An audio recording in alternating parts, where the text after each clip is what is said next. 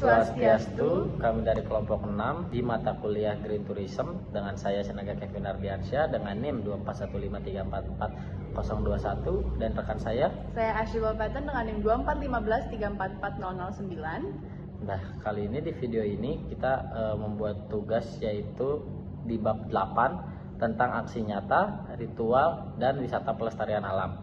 Dan di sini saya dengan Ashley di bagian wisata pelestarian alam.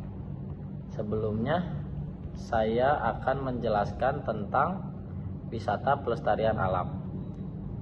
Nah, wisata pelestarian alam juga dikenal sebagai ekowisata, adalah jenis pariwisata yang berfokus pada kunjungan ke daerah-daerah alami dengan tujuan menikmati, menghargai, dan belajar tentang lingkungan serta budaya setempat. Ekowisata bertujuan untuk menjaga kelestarian alam, mendukung ekonomi lokal, dan meningkatkan kesadaran akan pentingnya pelestarian lingkungan. Dan kali ini Ashley rekan saya akan menjelaskan beberapa contoh dan manfaat dari wisata pelestarian alam.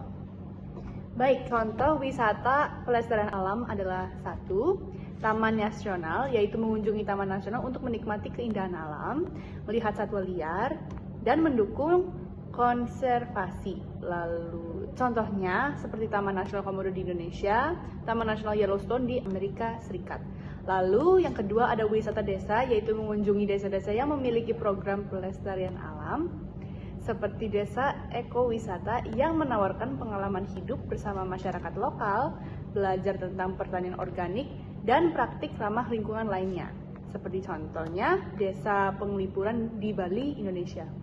Dan yang ketiga, ada ekspedisi hutan, yaitu melakukan perjalanan ke hutan tropis atau hutan hujan untuk menjelajah flora dan fauna, serta memahami pentingnya ekosistem hutan. Contohnya seperti ekspedisi ke hutan Amazon di Brazil.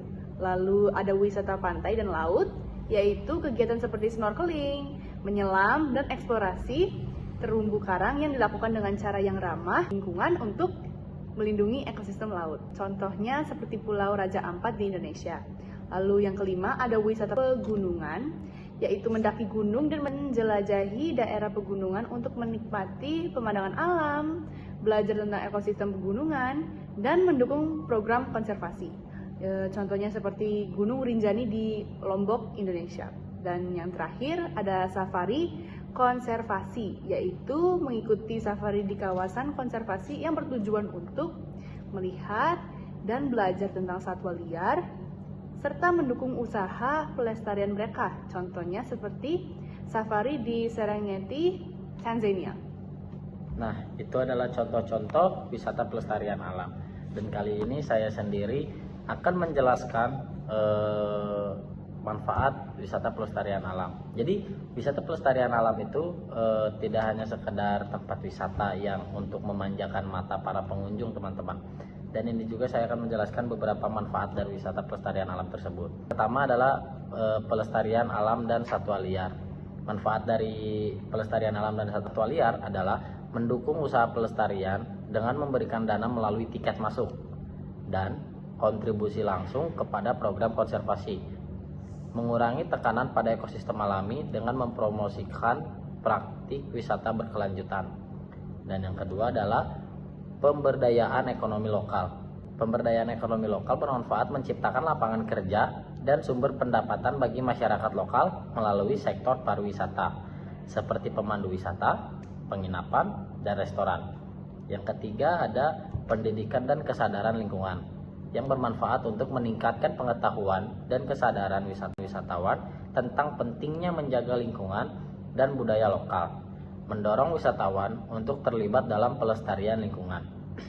Dan yang keempat, pembangunan infrastruktur ramah lingkungan, yang bermanfaat mendorong pembangunan infrastruktur yang ramah lingkungan seperti penginapan eco-friendly, sistem pengelolaan limbah yang baik, dan penggunaan energi terbarukan.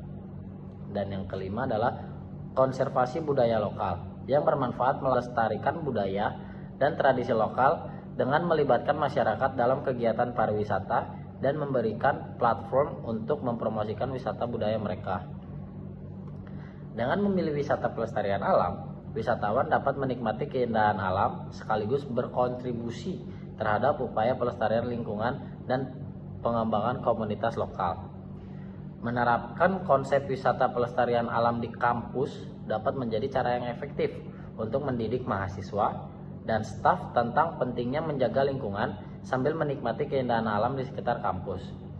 Dan berikut ini rekan saya Ashley akan memberitahu beberapa ide wisata pelestarian alam yang dapat diaplikasikan di kampus. 1. Kebun raya kampus, yaitu mengembangkan kebun raya di area kampus dengan berbagai jenis tanaman lokal dan endemik. Kebun ini dapat menjadi tempat untuk belajar tentang keanekaragaman hayati dan pentingnya konservasi tanaman. Kegiatannya seperti tur tanam botani, lokakarya tentang tanaman obat dan tanaman endemik, dan kegiatan penanaman pohon. Lalu yang kedua ada jalur alam dan trekking, yaitu membuat jalur alam yang melintasi area hijau di kampus seperti hutan kecil, taman, atau area terbuka lainnya. Contoh kegiatan yang dapat dilakukan seperti wisata trekking atau berjalan kaki yang dilengkapi dengan papan informasi tentang flora dan fauna lokal. Lalu jalur ini juga bisa digunakan untuk jogging dan rekreasi sehat lainnya. Dan itu adalah beberapa wisata pelestarian alam yang dapat diaplikasikan di kampus. Dan itu juga dapat diaplikasikan di kampus kita ya teman-teman, Politeknik Negeri Bali tercinta. Dan dengan mengimplementasikan wisata pelestarian alam di kampus, mahasiswa dan staf dapat terlibat aktif dalam kegiatan pelestarian lingkungan, belajar tentang keanekaragaman hayati, dan meningkatkan kesadaran akan pentingnya menjaga alam sekitar. Baik, itulah penjelasan dari saya dan Ashley tentang wisata pelestarian alam. Kelompok kita ini, kelompok 6, kita mendapat wisata pelestarian alam, kita pergi ke tempat melukat. Salah satu adat sembahyang di Bali, dan lokasi tempat kita melukat ada di Jalan Mawar, Tunggul, Kecamatan Abian Seman, Kabupaten Badung. Nah, kita melukat di situ. Nama tempat melukatnya adalah Taman Beji Waterfall, benar? Gria Waterfall. Taman Beji Gria Waterfall. Nah, kita akan memberikan cuplikan beberapa video saat kita melukat di Taman Beji Gria Waterfall. Selamat menyaksikan.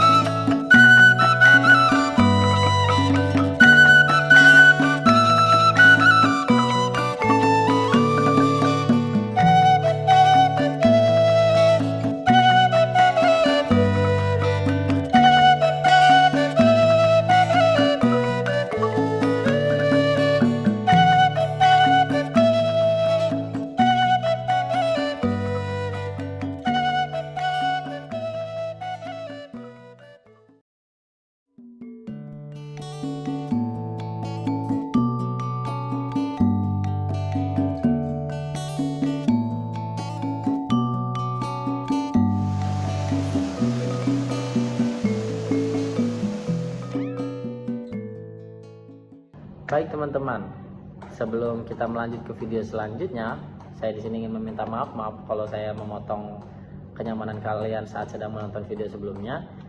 Nah, saat ini saya akan menjelaskan dulu. Di video berikutnya itu akan tercantum video yang berisikan air terjun. Terdapat 2 air terjun. Nah, air terjun yang pertama itu adalah air terjun untuk meluapkan semua emosi kita. Jadi di air terjun itu kita dipersilahkan untuk teriak sebanyak 3 kali, hanya 3 kali saja. Jadi di saat teriakan itu, di teriakan itulah kita mengeluarkan semua emosi yang sudah kita luapkan beberapa akhir lalu itu, pokoknya kita luapkan semuanya di dalam 3 teriakan itu teman-teman. Dan sebelumnya saya juga ingin sekalian menjelaskan, saya mengetahui ini dari teman saya yang asli Bali, bahwasanya melukat itu adalah penyucian diri. Nah, itulah fungsinya kita berteriak selama 3 kali, sebanyak 3 kali itu untuk meluapkan semua emosi agar setelah kita pulang dari tempat melukat itu emosi-emosi kita sudah terkuras, terhempas semuanya teman-teman. Dan air terjun yang satu lagi akan dijelaskan oleh rekan saya Ashley. Nah, untuk waterfall yang di sebelah kirinya itu untuk ketawa 3 kali. Kita dapat meluapkan semua ketawa. Ya, ya, selama 3 kali kita dapat ketawa ngakak besar boleh. Itu bertujuan untuk agar setelah kita meluapkan emosi, agar emosi itu tidak balik lagi tiba-tiba ke kita dengan ketawa. Jadi setiap kita ketawa itu pasti kita lupa dengan seluruh masalah yang ada di hidup kita teman-teman. Jadi itulah pentingnya ketawa sebanyak 3 kali. Begitu teman-teman. Nah, sekarang saya akan melanjutkan videonya. Selamat menikmati.